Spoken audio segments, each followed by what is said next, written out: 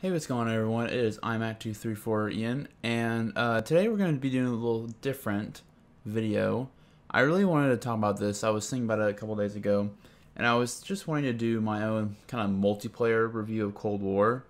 And I've played it a couple times on stream. I probably actually play it like 5 or 6 times on stream, I'd say. But like, I actually do play a lot offline, just because I like to, kick back and relax with it. Shockingly. And I think this review I'll try to cover as much as I can. I'll probably forget stuff just because, again, like, I'm not really going to cut this. I'm just going to kind of go with whatever's in my mouth, really, or in my brain, excuse me. And yeah, let's get to it. All right, so I guess first off, I have the PlayStation control in my hand.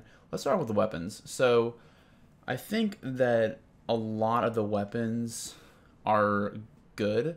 Like, I think that they kind of took the Black Ops 4 approach, where, like, every gun can be OP if you have the right setup on it. Like, the all the LMGs, I'm using the LMGs right now. You'll see the gameplay I'm using right now is, I think I'm going to go 50 and 7 on Miami combined arms. But I'll be using the M60 a lot, because I'm trying to get that gun gold right now. Like, these guns are slow ADS, but crazy long range and only like 3 or 4 hit. TAC rifles, kind of the same thing as LMGs, but with a quicker ADS time.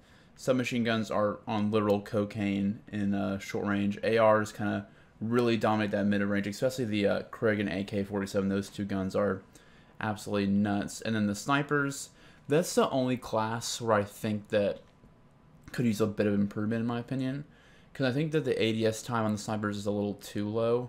Like, I understand, like, you don't want people, quick in snapping and snapping out with snipers. I understand that.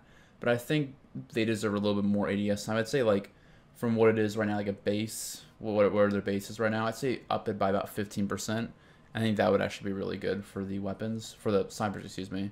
And then to the secondaries, so the pistols are really good in this game. The pistols are absolutely cracked. I've got the Diamante Gold, actually, and I was barely using it, and I just somehow got a gold because the gun is so OP. And I've used the Magnum and Colt a little bit, but those guns are insanely good. And I think that it just seems like that for a sidearm they're a little too powerful, in my opinion. Like, if you dual wield any of these weapons, they're gonna go off. Like, they are crazy. You just slap a laser dot sight on it, add the damage boost. I think it's a task force for these guys, and you will go absolutely nuts with it. It is just crazy how good you can be with these weapons. Shotguns, same thing. These things are, again, snort out cocaine cracked. I think the Gallo is ridiculously overpowered, considering that you could actually one-shot people with it if you have the right attachments on, which is a little broken. So I think these need to be toned down a bit, but they are second. I feel like they should be, actually, I feel like they should be primaries, in my opinion. I always kind of like when shotguns are primaries, because they really allowed, or they really made the player think about, they really want to go in close range. And I feel like that with them being secondaries, that kind of is stripped away, and like the thought process behind it. And really, I think that they're just so OP they have to be primaries, in my opinion. The launchers are awful. The launchers are an absolute joke. I'll include the Thumper M79 just because it's a special, but it's really a launcher. And these things are awful. Like, I'll go into this later about camos and everything, but some of the camos, man. I mean, you gotta get kills with the Sigma. Like, you gotta get double kills with this thing, which is, to me, not okay.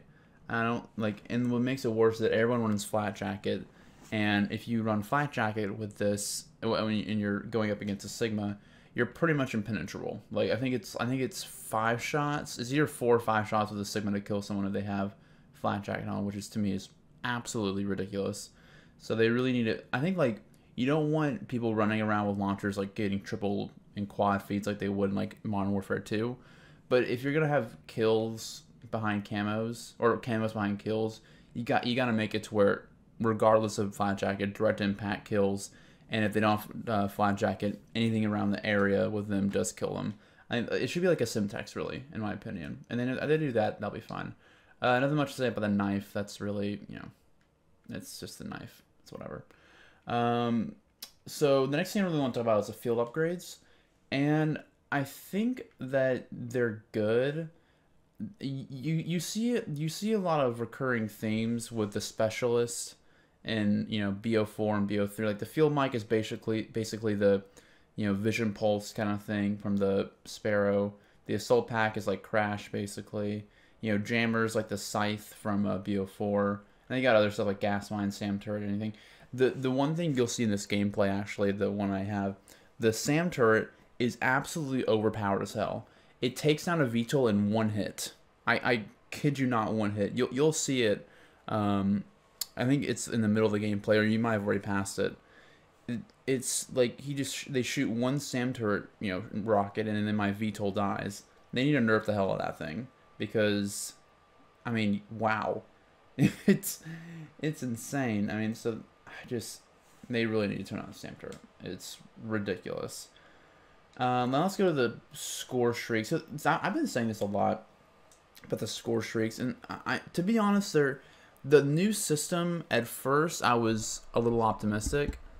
I thought that it was an interesting, way to be like, we value, well, I guess like you could argue that it values more long-term success in a game, but if you have one good streak, you'll still get all these streaks, or not, you won't get all of them. I don't know, the 10,000 gunship, you probably still won't get that. But I just feel like, to me, that they're not as powerful as the amount of, points that you have to input in order to get them. And I just think that the system's made it weird to where you don't want someone, kind of being okay and getting a VTOL or a chopper gun or whatever if it's like a really long game like Combined Arms. But at the same time, they're either powerful and they cost a lot, or they don't cost as much, or they're kind of weak but they cost more. And like that's the problem, I think, with having streaks that recur after your life, is that you have to balance them to make sure they're not overpowered. Because if someone can get a VTOL, dying, a lot, then that can be a problem. But so I'm not really the biggest fan of this score streak system. I think that if they had it like how it is, like you got to get kills, like 125 a kill, and it's like I think it's an interesting concept what they're trying to do. If you get on a 5 streak, you get 500 points, then it increases more and more and more the longer your life is. Which I think is like, so it still tries to value having a longer streak, but at the end of the day, you can still get like a napalm strike if you're 25 and 25, because if a game goes long enough, you'll accumulate that much score to get a napalm. And the napalm's pretty good, actually. The napalm for 2500 is actually a really good streak. And that's the problem. Like if someone like is 20 and 25 and gets a napalm strike, and I'm still trying to slug it out, trying to get a chat chopper, a harp, or a VTOL escort, then I think that, but then the napalm can kill me instantly. I think that's kind of a problem. And also the air patrol is ridiculous. They need to nerf the air patrol, because that thing is insanely overpowered. Like it's 2700 score and can take out a gunship with one call. And to me, that's completely unfair. I think the air patrol is one of the worst streaks ever, because it's just so, it just prevents anyone from wanting to go higher than a cruise missile, really, because then you're just like, if you're playing like a Combined Arms game, like again, you'll see it in the gameplay, the Combined Arms one, I get a VTOL and they call an air patrol and it dies like instantly. I'm just like, dude, like what's the point of that? And it also has a 0-second cooldown. Wow, I'm just seeing this. A 0-second cooldown for the air patrol. That is very bad. And they need to make it like 120 seconds or something. But yeah, also I think they need more ground streaks as well. But yeah, I'm not the biggest fan of the score streak system. But moving on, the second thing I want to talk about is the challenges. So for me personally, when it comes to the regular challenges, those are fine. Like those are the standard, like every year. Those are fine. I don't have any complaints with those. It's the seasonal challenges I have a really big problem with. So I'll pull it up on screen right now. But like you'll see how throughout all these missions, you have to go into Warzone to do it. Like, and to me, I'm not the biggest fan of Warzone, as many of y'all know. And I think that they should have a system to where it can be either a Warzone challenge or like a Cold War multiplayer challenge, because I think that it's not healthy for Cold War when you make someone leave that game to go to another game. Because let's face it, Warzone is its own game mode now. It's not game mode. It's its own game. It's not a game mode anymore. It is its own entity. And making people go to another game to get a calling card for another game, to me, just seems really, really silly. And I just think that they really need to change that for next season. And I hope they do, but I'd be surprised if they did. But, you know, here's me holding out hope. But the one thing this game does really, really, really, really well, and I'm so happy to say this, is this game, if you want to grind it, basically Treyarch, someone asked Treyarch, how many levels do you want to put in this game? And they said yes. They literally just said yes. Because there is, guys, in the end of this game, there will be 27 prestiges. Let me say that again. 27 prestiges. That is a hell of a lot of prestiges. That is like whoa, dude. Like, chill out, dog. Like, it's nuts. Like, I'm looking at it right now. Prestige 27. Like, good God, man. And 1,000 levels per season. Like, that is nuts. That is just nuts. Like, I'll give them that. If you want to grind this game, Treyarch's like, go. Just go. We got you. We will put in all the levels. You will, like, you are guaranteed to not, if you want to keep grinding, you can grind this game for the whole year, and you can keep getting XP and keep getting levels and all that good stuff. And I gotta give it to them, man. They did an excellent job of that, because it's just, this game has a grind mentality to it, and I just think that they just did such a great job of implementing, because Modern Warfare had the worst level up system in Call of Duty history. I don't think there's any really debating that. I don't think you can debate that, to be honest. Had the worst level up system with going 55 to 155 every season, then you just stop there. But this is ridiculous. Like, 1,000 levels a season, 27 prestiges, which is just, good God, man. That's a lot, man. That's a lot of prestiges, bro. I keep saying it, but my God. But yeah, good call on that. Prestige Shop is also really cool. That's kind of for both multiplayer and zombies, so I'll talk about that later. So the next thing I really want to talk about is the maps, and I think that the maps are actually okay. There's some ones that are really bad. Like, I think Cartel is an awful map. That one's really bad. I'm trying to think of another one. Yeah, I think it's really just Cartel that I have a really big problem with, because the other ones aren't that bad. Like Miami, like you could say Miami's bad, but for combined arms, Miami is really, really, really good. I like that one. Garrison's good. Checkmate's kind of, I don't know, Checkmate's pretty good. Yeah, Cartel's one of them that's really bad. Moscow's a really fun map.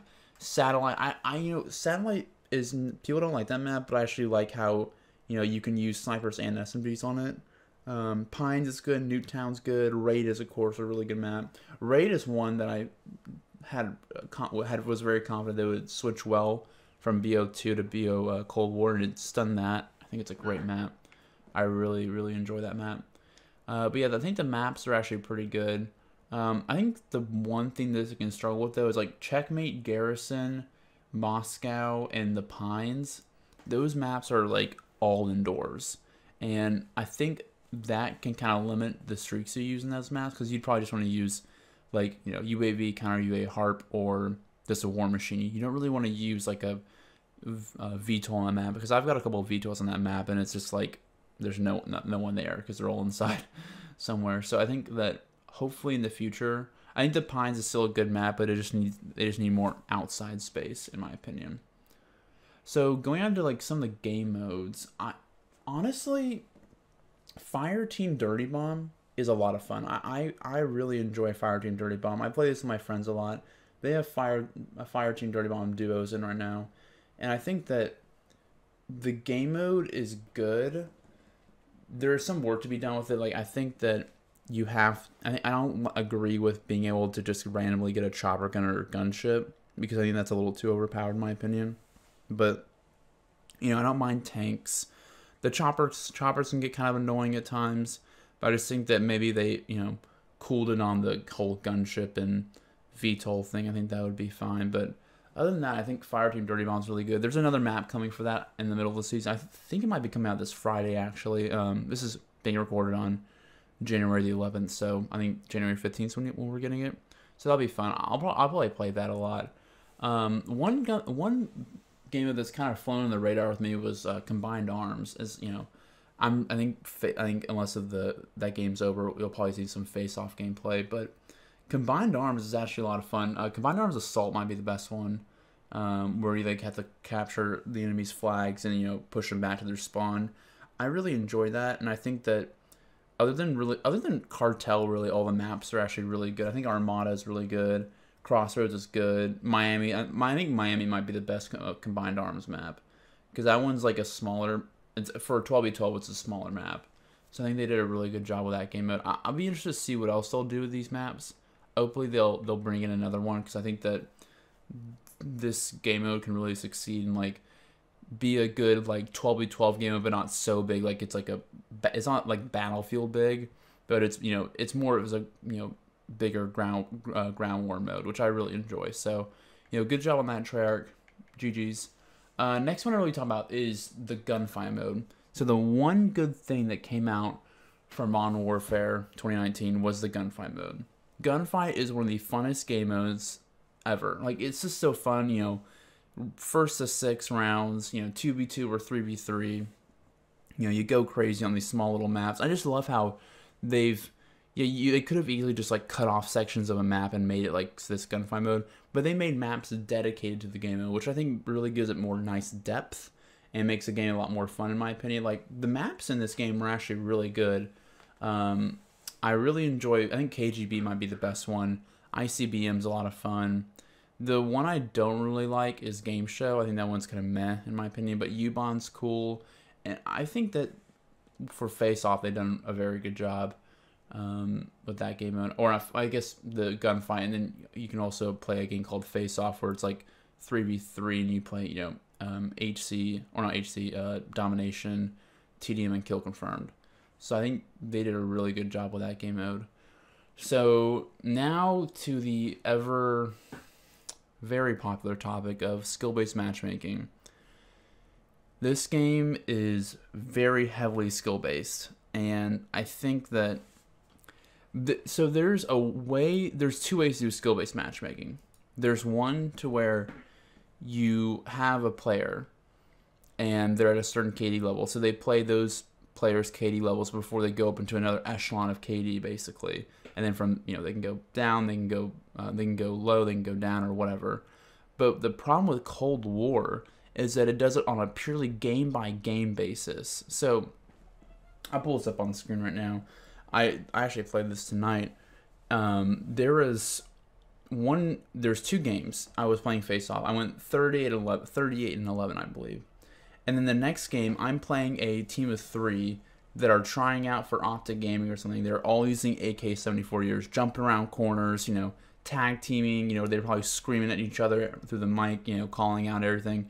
I literally went from a chill, relaxed lobby where I was dominating to a absolute sweat fest where $1 million was on the line, their family held at gunpoint, that kind of stuff. Like, it's so cracked. I'm like, dude, like, I play good in one game, and the next game I'm playing these absolute sweat lords, and I go like 24-16 against them, which is, it's not great, it's not bad, but, just having the fact that I like just solely concentrate and sweat my nuts off for 5-6 minutes against these guys, it's just ridiculous. Like, I think that where it all stems from, the problem is that there's no league play in the game.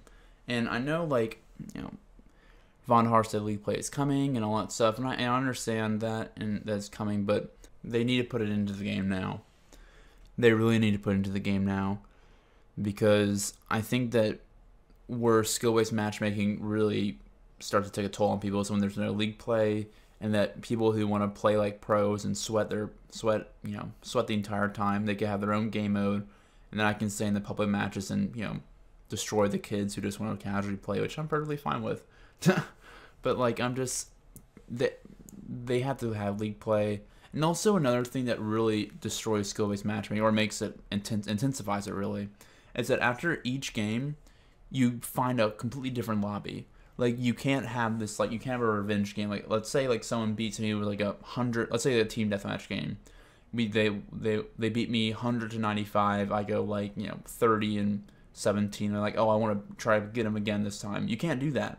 You can't people don't stay together in the same lobby, and you can't play the same guys again. And I really disagree with that, in my opinion, because I think that's the best thing about Call of Duty.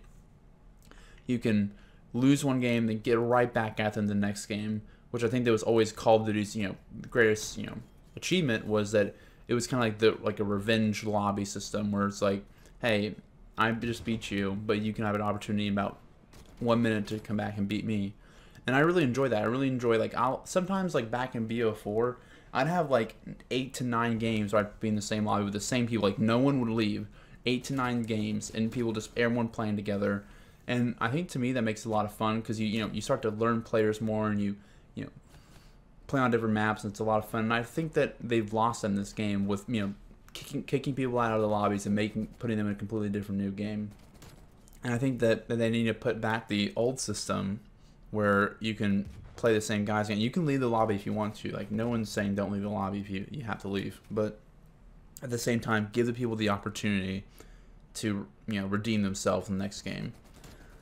And I think I think that's one of the things that can really tone down skill-based matchmaking, is if you let people stay in the same lobby, and not having them jump from kind of a casual experience where they go off to the next game just an absolute sweat fest.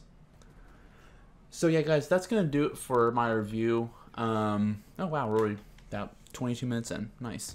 But I don't really want to give this a grade, because I want to give it, like, I don't want to grade it. I don't want to grade it.